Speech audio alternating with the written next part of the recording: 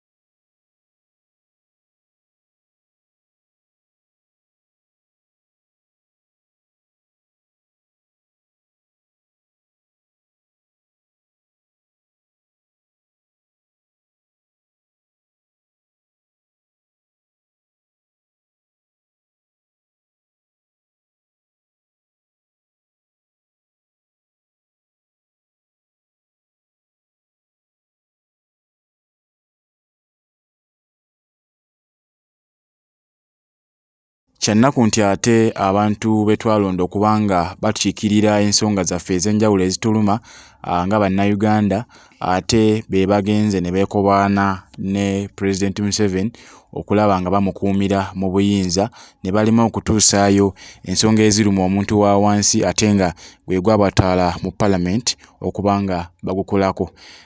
Ndowooza kiri eriffe abalonzi weewaawo tetumanyi mitima gy'abantu abo betulonda kubanga batukiikirira naye nga tusobola okulabira ku bammemba ba Parliament okuli Honorable Lutamawagzi Ssemakula ow'e Nakaseke, Honorable Zaake Francis Butebi nga kw'ossa ne Honorable Betty Nambooze, bano nno nga bo beefudde bakalwanyirizi b'eggwanga lyattu erya Uganda, si bitundu byokka bye bakiikirira wabula buli munnansi.